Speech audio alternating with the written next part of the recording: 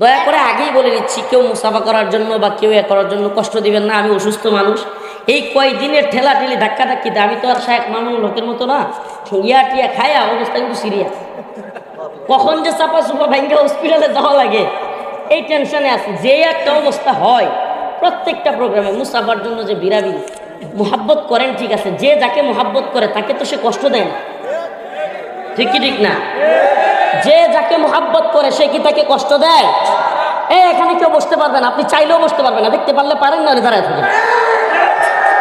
এনে কেমনে বসাবেন আপনি? যাক, এখন বিষয়টা হলো যে যাকে মোহাব্বত করে সে থাকে কি করে না। কিন্তু আপনারা কি করেন? মুসাফার জন্য শত শত মানুষ এমন করতে করতে আমার মাঝে মাঝে টেনশনে কখন যে নাক ভেঙে যায়।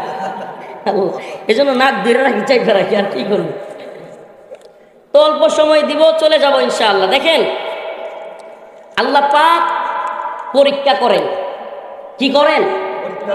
দুনিয়াটাই পরীক্ষার জায়গা। দুনিয়াটা কিসের জায়গা? আমি আলহামদুলিল্লাহ একটা জিনিস আমার খুব ভালো লাগে, যে আমার প্রোগ্রামে 100 ভাগ লোকের 90 ভাগ থেকে যুবক। এই উম্মার যুবকেরা যেইভাবে আমাদেরকে গ্রহণ করেছে, আমি তো চাইবো, আরে উম্মার যুবকেরা, প্রিয় ভাইরা, আপনারা তো অশৃঙ্খল কোনো যুবকদের জামাত নয়।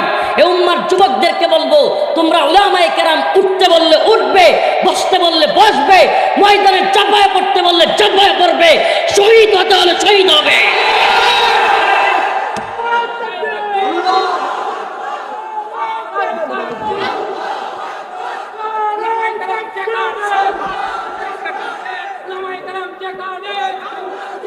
আমি একটা কথা প্রত্যেক প্রোগ্রামে বলতেছি, যুবক ভাইরা শুনেন, আমি একটা কথা প্রত্যেক প্রোগ্রামে বলতেছি, যে জাতি তার, শুনেন এদিকে ঝগড়া করে ভাই, যে জাতি তার উম্মার শ্রেষ্ঠ সন্তান উলামায়ে কেরামের সম্মান রক্ষা করতে পারে না, উলামায়ে কেরামের নিরাপত্তা দিতে পারে না, সে জাতি কখনো সফল হতে পারে না।